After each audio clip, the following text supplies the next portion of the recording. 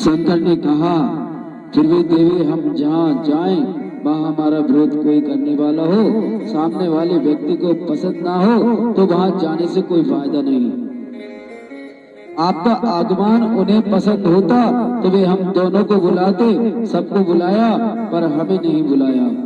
उनका प्रसंग उन्हें हुआ रखो, हमें जाने का विचार नहीं करना चाहिए।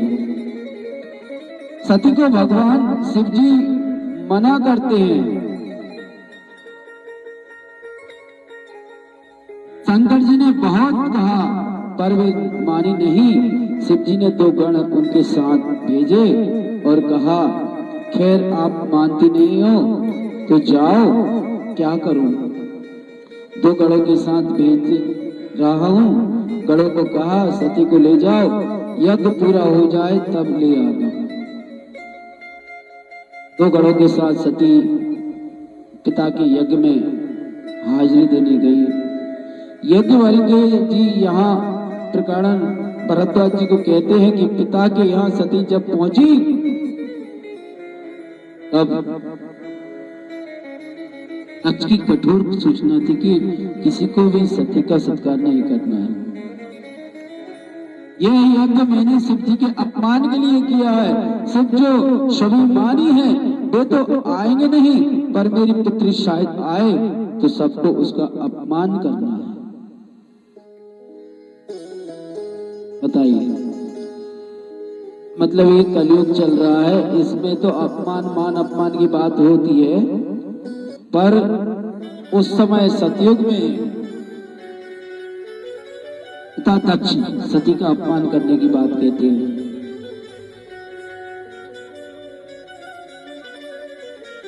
उनका सारा जगत रूठता है। शिव रूठे तो कौन संभाले, राम रूठे तो कहीं भी जाए सब उल्टा ही होता है। पिता ने सती के सामने देखा नहीं, पर माता ने सती को प्रेम से बुलाया और कहा, बेटी बुरा मत मानना, तेरे पिता अहम में होश खो बैठे हैं।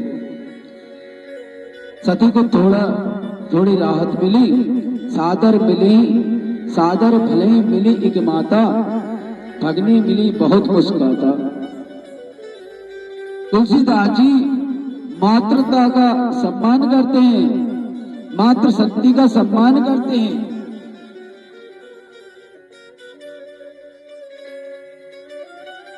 शंकराचार्य जी महाराज कहते हैं, कुपुत्रो जायते क्वचिदपि कुमता न भवति। गणों के साथ सती यज्ञ मंडप में दर्शन करने गई। दक्ष अभिमान से विराजमान थे। ऋषि मुनि यज्ञ में आहुति देते हैं। सती ने चारों तरफ देखा, नजर घुमाकर देखा तो कथौ नदी के सम्मुख कर भागा। कथौ नदी के शंभु कर भागा। यह शिव जी का भाग नहीं था, ऋषि मुनियों का कर्तव्य था। उन्हें दक्ष महाराज का विरोध करना चाहिए था और कहा देना चाहिए था कि कितने भी बड़े क्यों ना हो, कितनी भी समृद्धि क्यों ना हो, पर शिव जी की स्थापना के बिना, शिव भाग निकाले बिना वैदिक नियम अनुसार यज्ञ हो ही नहीं सकता। पर ऋषियों ने विरोध नहीं किया। शंकर भगवान का इतना बड़ा अपमान देखकर सती को क्रोध चढ़ा। शिव जी ने सती का त्याग किया है, जिससे वे दुखी हैं। उन्हें लगा कि उससे भी कई गुना अधिक दुख शिव का अपमान देखकर हुआ। वे सभा में क्रोध पूर्वक बोली, सुनऊ सभासद सकल मुनिंदा, कहीं सुनी जिन्हें शंकर निंदा। सो फल तुरत ले सब काहू, भली भांति पछतावो पिताहू। सुनो सभासद सकल मुनिंदा, कई सुनी जिन्हें शंकर निंदा। सो फल तुरत ले सब काहू, भली भांति पछतावो पिताहू। सती ने क्रोध में आकर सबको बोला, हे ऋषि मुनियों, हे सभासद सुनो, जिन लोगों ने यह शिव जी की निंदा की है उनका फल तुरंत उन्हें मिलेगा और मेरे पिता भी पश्चाताप को प्राप्त होंगे। शास्त्र अनुसार निंदा सुनने वाला भी दोषी होता। शास्त्र का नियम ऐसा है कि जहाँ संतों की सिद्धि की और विष्णु की निंदा होती हो वहां जैसे भी हो जल्दी से विरोध करना चाहिए अथवा कान बंद करके वहां से निकल जाना चाहिए। मेरे मंदबुद्धि पिता ने जगत वंद सच्चिदानंद शिव जी की निंदा की।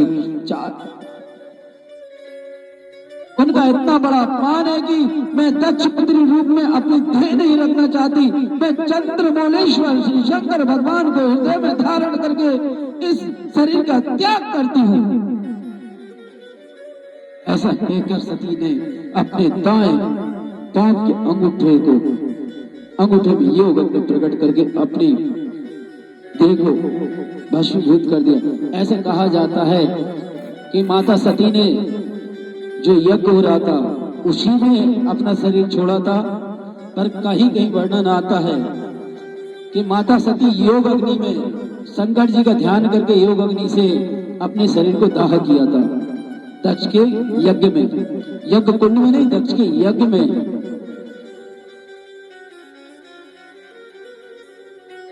अपनी देह को भस्मीभूत कर दिया। यज्ञ मंडप में हाहाकार मच गया। शिवगण अपनी माता को जल गया देखकर क्रोधित हो गए और यज्ञ को तोड़ने लगे। इस प्रकार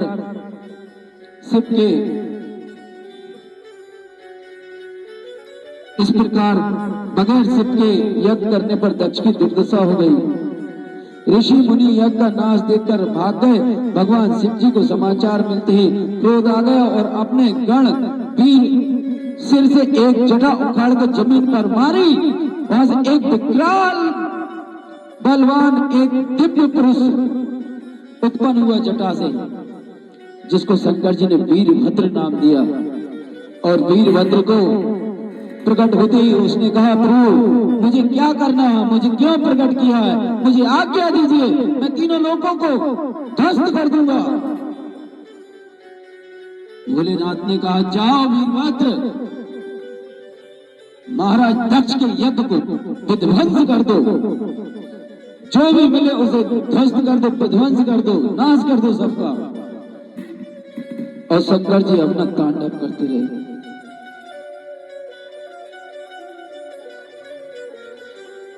वीरभद्र को यज्ञ भूमि पर भेजा। उसने वहां जाकर यज्ञ का नाश किया और सभी देवता को यथा योग दंड दिया। शिव जी की निंदा करने वाले की जैसी दशा होती है वैसे जग में प्रसिद्ध है। इस प्रकार शिव जी की निंदा करने से दक्ष की दुर्गति हुई। एक सत्कार्य असफल हो गया।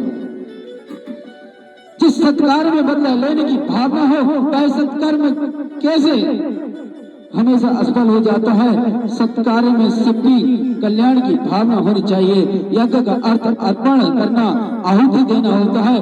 आहुति देने वाले जो पदार्थ होते हैं वे तो निश्चित ही होते हैं। इन पदार्थों के रूप में दुर्गुण अहंकार और दुर्बुद्धि की आहुति यज्ञ में दी होती है। भूतकाल में जब यज्ञ होते थे तब ऐसा नियम था कि अंतिम आहुति यज्ञ में पड़े तो अपने आप घंटे की आवाज होने लगती थी, झांझ नगाड़े शंख बजने लगते थे, तभी यज्ञ पूरा हो गया, ऐसा माना जाता था। जो घंटे की आवाज ना हो तो ऐसा माना जाता था कि यज्ञ में कहीं दोष रह गया है। महाभारत के समय की एक घटना है। महाराज युधिष्ठिर ने एक बार यज्ञ किया। यज्ञ में अंतिम आहुति अर्पण की तो घंटे की आवाज नहीं आई। अतः धर्मराज युधिष्ठिर को चिंता हुई। उन्होंने भगवान श्री कृष्ण से पूछा, प्रभु घंटे की आवाज क्यों नहीं हुई? श्री कृष्ण ने कहा, शायद कोई भूखा रह गया। यज्ञ में किसी का अनादर एवं अपमान भी नहीं होना चाहिए। जब तक भूखे के पेट में प्रज्वलित अग्नि को अन्न रूपी आहुति न दी जाए तब तक आपके यज्ञ की पूर्ण आहुति नहीं हो सकती। इसलिए हे धर्मराज युधिष्ठिर, आप धनंजय अर्जुन को भेजकर यह पता लगवाओ कि कौन तुम्हारे नगर में भूखा रह गया है। धर्मराज युधिष्ठिर ने सबको स्वीकार किया। सबका स्वागत सत्कार किया है, तो फिर कौन भूखा रह गया? उसका पता लगाने के लिए अर्जुन सेवक को साथ रथ में निकले। गांव के बाहर नदी के किनारे एक महात्मा भूखे बैठे थे। अर्जुन ने उनके पास जाकर हाथ जोड़कर कहा, प्रभु मैं धनंजय हूँ, धर्मराज युधिष्ठिर का यज्ञ पूर्ण आहुति पर अटका हुआ है, मैं आपको भोजन कराने हेतु यज्ञ में पधारने की प्रार्थना करता हूँ। अर्जुन को आशीर्वाद देकर महात्मा ने कहा, धनंजय मैं कहीं भी प्रसाद लेता नहीं हूँ, मेरा व्रत है कि मैं जो 100 यज्ञ का फल कृष्ण अर्पण करे तो उसके यहाँ एक समय का भोजन लेने जाऊं।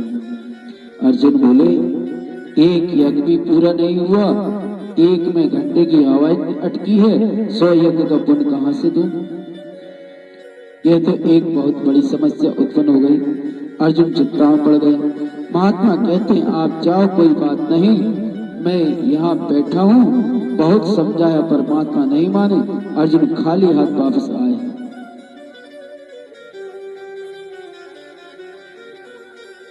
चिंता में पड़ गए अर्जुन, चिंता में पड़ गए। द्रौपदी तैयार हुई, उसने कहा,